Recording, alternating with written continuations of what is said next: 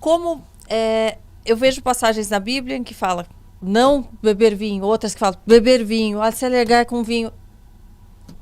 Que tipo de vinho é esse, bebe, né? não bebe? Quanto que bebe? Olha, algumas igrejas cristãs, católica, por exemplo, mesmo o judaísmo atual, eles bebem. Algumas acham que pode beber à vontade, outras bebem socialmente. Muitas igrejas evangélicas no passado eram abstêmias, ou seja, não bebiam de maneira nenhuma, nem fumavam.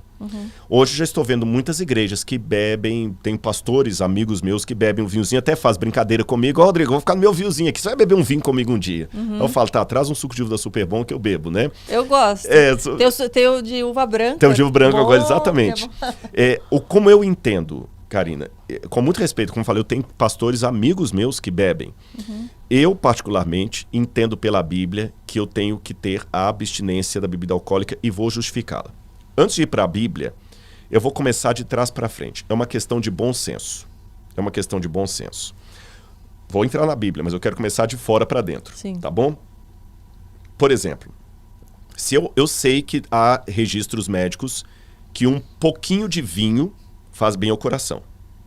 Mas eu já conversei com uns 3 ou 4 cardiologistas, porque uma das coisas que eu faço é o seguinte, eu gosto sempre de conversar com pessoas da área, porque assim como você está me perguntando coisas da arqueologia, eu pergunto da astronomia para um, da física para o outro e também vou aprendendo. Claro. É conhecimento acumulado.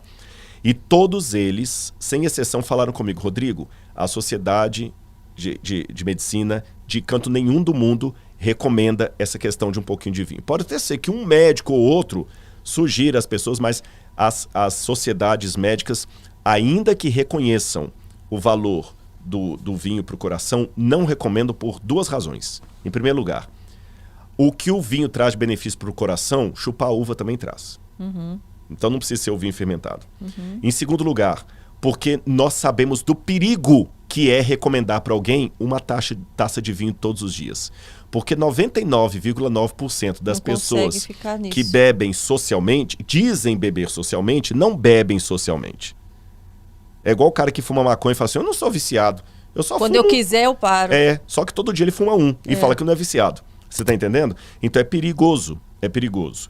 Além disso, eu vejo o número absurdo de acidentes automobilísticos que acontecem porque o camarada tomou um copo de cerveja. E a cerveja é a menos alcoólica de muitas bebidas que nós temos por aí. Se for comparar, a cerveja tem menos quantidade de álcool do que uma taça de vinho. Você tá entendendo? E mesmo com as regras vamos pegar o Uber, porque a gente vai pra balada, tem essas coisas todas aí. Quantas vezes a gente tá aí, e desculpe-me, eu não quero amanhã ter a desdita de perder a minha esposa porque um inconsequente bêbado saiu e matou a minha esposa que estava num ponto de um ônibus. Você tá entendendo? Então, olha, só isso pra mim já é um motivo suficiente para eu nem precisar abrir Bíblia. Então, querer justificar uma coisa que vai me fazer perder a minha consciência. Veja bem, eu vou dar para você agora uma pílula que você vai desmaiar, um boa noite Cinderela. Aí eu vou poder entrar na sua casa, fazer o que eu quiser com você, pegar qualquer coisa e sair. Você fala, não vou querer essa pílula nunca. Mas bebida eu aceito. A bebida faz isso, ela tira a sua consciência. Ah, mas eu preciso da bebida para poder ficar alegre e comemorar. Então, parabéns para você nessa data querida. Eu não preciso de bebida para ficar alegre, eu já tenho uma vida de prazer em Cristo. Ah, eu preciso da bebida para criar coragem. Não, eu tenho outros mecanismos para eu criar coragem. Eu tenho o Espírito Santo. Para relaxar. Exatamente. Você está entendendo? E fora a consequência que aquilo vai causar. Ou seja, eu acho interessante, agora eu não estou falando tanto para os crentes, até para os ateus, céticos, oponentes da religião, que quando eu falo que eu creio na Bíblia, que eu creio num Deus criador, alguém do lado de lá fala o seguinte, que cara ridículo, pré-moderno e anticientífico. Como é que esse camarada tem um título de doutorado? Mas ele fala isso com uma taça de vinho na mão, com uma infinidade de artigos indexados, científicos, falando dos malefícios da bebida alcoólica para o corpo, da cirrose, a hepatite crônica e um monte de outros problemas. Então, quer dizer, até por um ponto de vista científico e ateu, se eu fosse ateu, apenas com a mentalidade científica, eu digo o seguinte, quem fuma e bebe, se for médico, deveria perder o seu certificado de médico. Se for cientista, deveria rasgar o seu diploma de cientista. Porque como é que alguém com mentalidade científica, com tantos estudos médicos, provando, não é questão de fé, eu estou sendo aqui bem intelectual, com tantos estudos claros, uma pessoa que se diz racional, continuar bebendo e fumando com tanta coisa da ciência, Desculpe-me, você não está muito diferente daquele curandeiro que está com raiz lá ensinando uma coisa que não tem nada a ver.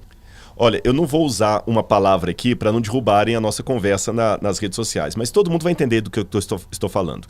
Recentemente, diante dessa crise que o mundo apresentou, um dos grandes medos dos temas da fake news eram discursos ou falas que eram anticientíficas e até ditas negacionistas. Lembra?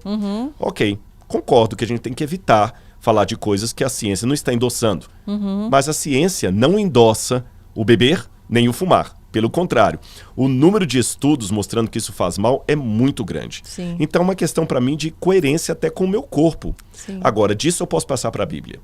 Eu sei que a Bíblia fala do vinho, mas a gente tem que levar em consideração o contexto. No hebraico, você tem algumas palavras para vinho. Você tem a palavra sícara, que significa bebida forte. Você tem a palavra aim, que é vinho no sentido geral. Você tem a palavra tirosh, que é o vinho não fermentado. No Novo Testamento escrito em grego, a única palavra para vinho é oinos, que é a mesma palavra para suco de uva. Tá certo? Então, já que a palavra é dúbia, eu tenho que saber em que contexto ela está ali. É igual manga. Pode ser manga de camisa ou manga de chupar. Depende do contexto. Então, há alguns momentos da Bíblia que está falando do vinho fermentado mesmo. Por exemplo, quando Noé bebeu, embriagou, ficou bêbado ali. Ló também se embriagou. E o milagre de Jesus? Pois é, no caso do milagre de Jesus, eu tenho dificuldade de entender que Jesus ali fez um vinho alcoolizado pelas seguintes razões. Letra A. Todo mundo já estava bebendo vinho desde o início da festa.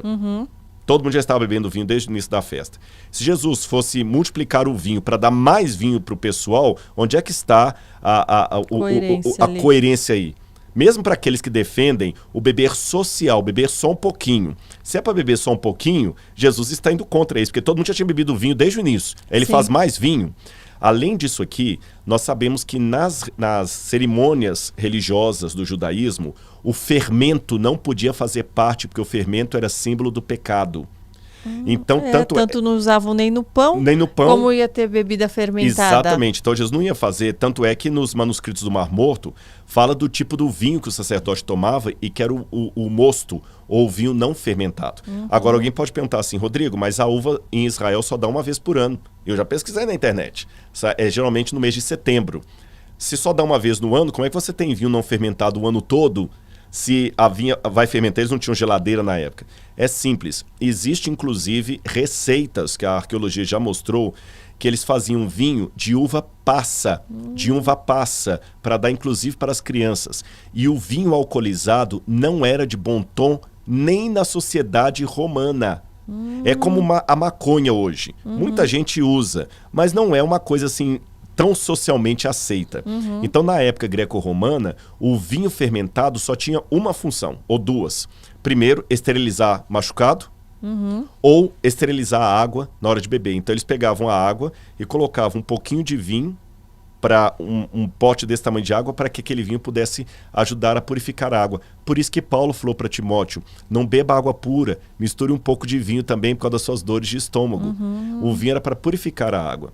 Então, apenas para dar uma ideia, e também o apóstolo Paulo fala, o nosso corpo é o templo do Espírito Santo. Sim. Tá certo? Se o meu corpo é templo do Espírito Santo, eu vou colocar coisas aqui que fazem bem à saúde.